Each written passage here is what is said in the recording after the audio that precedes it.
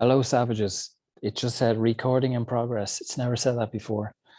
I read a book a few years ago called Wheat Belly by William Davis. You can find it on Amazon or anywhere online. It's a very good book. And it really got me thinking over the last 2 days. It kind of came back to my mind. I listened to an interview with Naomi Wolf. Some people might know Naomi Wolf. I'm not a fan of Naomi Wolf. I'm not a fan of feminism or of anti-capitalist movements or any of that kind of thing. I think it's all bollocks. It's all misguided, misdirected, well-meaning, well-intentioned idiots in a sense. People who think they're taxing the rich or fighting the rich or stopping the inequality. I don't believe in any of that. I think it's a con. It's a religion that is misdirecting well-intentioned and well-meaning people into stupid movements. And if anyone's interested in hearing more detail on that or challenging me on that, by all means do. And it's been on the long finger for a long time to make a video. I actually did make a video about a year and a half ago about capitalism, the two dirtiest words in the English language, capitalism and anarchy. And nobody knows what either of them means, or the percentage of people who know what they mean is absolutely tiny. So capitalism is such a dirty and misunderstood word. People align that word with different movements, corporatism and corrupt governments. And the irony is that then they're asking for the government to look after them and feed them and provide healthcare, and to say the government was killing more people than anyone else on the planet. Anyway, I'll reel my bullshit-ometer in and go back to Wheat Belly. So listen to some interviews with Naomi Wolf, and I'm not a fan of hers, but on the issue of the thing that goes into our arms because of the fake flu, it begins with a V. I'm not allowed to say the V because my videos will be removed from YouTube again. So the V thing that goes into the arm, I'm going to tie these two in now if I can try to stay on track. So when I read Wheat Belly, I'm gluten intolerant and not extremely intolerant. I can eat cake. I can eat small amounts of gluten. But if I ate a pizza or a bowl of pasta, my stomach would be in bits, farts would be out of control, and I'd have no energy. I'd just be wiped out for a day or two. I wouldn't have any energy. So my understanding from gluten is what happens is the intestines, the hairs in the intestines, I think they lie down, meaning they don't absorb nutrients. So the food passes through the system. We're not getting the nutrients because of all the gluten, and we get weak and so on. Could be very wrong, or I think that's roughly from a moron's point of view. That's kind of what it is, and I'm a moron when it comes to this kind of stuff. So I was diagnosed as being gluten intolerant, and I was told that if I keep eating gluten, it'll get worse and worse and worse. So I bought this book. I actually heard William Davis interviewed on Red Ice Radio, and I just checked, and I'm pretty sure it's still online. So anyone gluten intolerant or curious, you can hear that interview, Red Ice Radio, which now I think is shut down, and William Davis. Anyway, bought the book, Wheat Belly, and I learned from the book that I think it was in about the 50s or 60s that, and I could be wrong on this, but it was one of the elite families, I think it was the Rockefellers, who invested a lot of money to alter the DNA. Now I'm going to come back to the V that goes into our bloodstream to protect us from the fake flu. So keep this in mind. They altered the DNA molecules of wheat. And in those days, the reasoning was that there was famine in parts of Africa and parts of the world. So wheat, we would only get one yield per year. They altered the DNA, for want of a better term, of the wheat, and they then got 2 yields per year. No big thing, brilliant. That the sales pitch was, we're going to, feed the world, cure world hunger.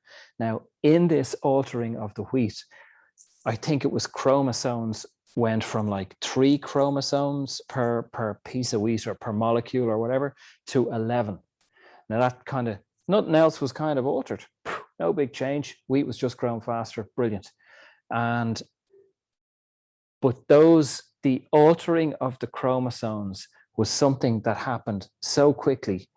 And mankind, like we've been, because when I was reading this book, or before I was reading this book, I was wondering, like, what the fuck is gluten intolerance? We've been breaking bread like for generations, for thousands of years. Like, people have been eating bread. Why are we getting gluten intolerance now? It didn't make sense to me. And that led me on this path to William Davis in this book. So the altering to go from, I don't remember the exact numbers, 3 to 11 chromosomes, to happen so quickly. Like, the human body develops so gradually over time that, like, we, the cultures move around the planet, and we're kind of eating dairy, or we eating different types of beef, or different types of meat, or different climates. We're drinking more, we're drinking less, we're eating sugar, we're not eating sugar. And the body is very slowly catching up to this and gradually learning to process all these new foods. This is over like thousands of years or whatever. I'm not an expert in this, but what I saw, and as he described, was this sudden jump, bang, gluten, chromosomes. So it resulted in much more gluten for the wheat than previously. And the human body just couldn't catch up to that. It will take, I don't know, might take decades, might take generations for the human body to catch up to processing that amount of gluten all of a sudden. So that's supposedly where gluten intolerance comes from. Now, he says that there is 2 types of wheat. There's, I don't remember the names, he does have a term for them.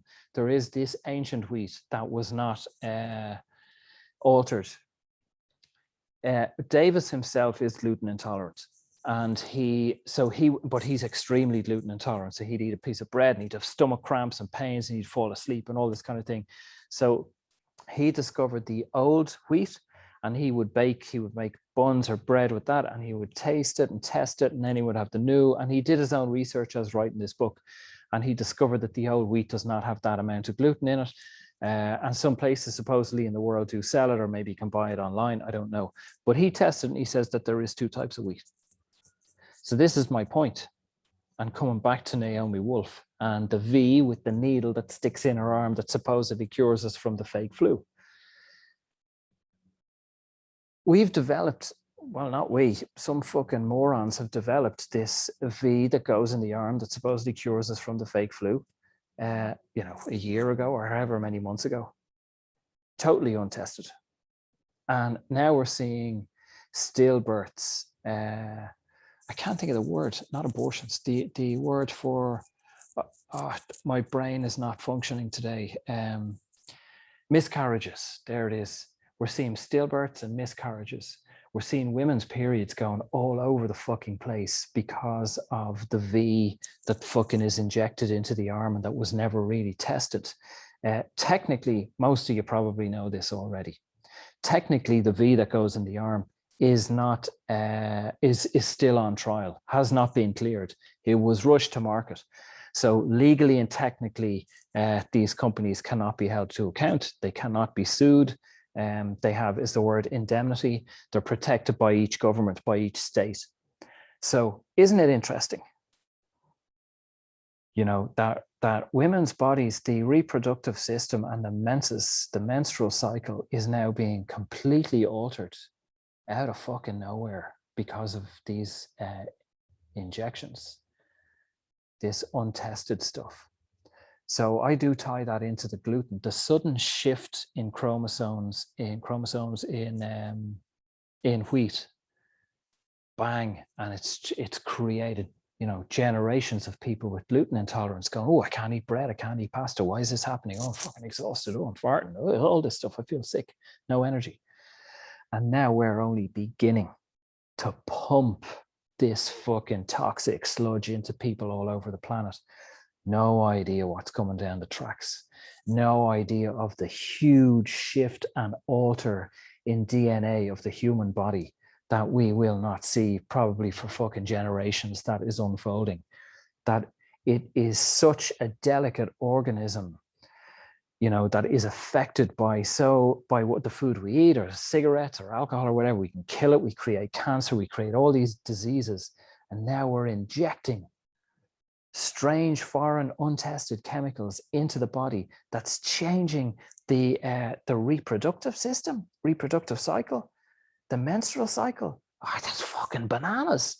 I mean, if people said that their fucking teeth are loose, or I don't know, they've lost their taste, or fucking their nails are growing real fast, or their hair's falling out, you go, that's fucking bananas. Like, what's going on? But you have women who haven't had a period in years are now having fucking periods and bleeding for weeks. And Naomi Klein talks a good bit about this. And some women who are having periods for 5 weeks, bleeding for 5 weeks, blood clots, fucking all sorts of horrendous fucking stuff. And they're queuing up. They're in Acapulco. They're queuing up to fucking bang me up with the fucking sludge. Bananas. So I have 2 minutes left. When I started this work, I went through a lot of journeys that I've written about on my website around the feminine and the destruction of the feminine.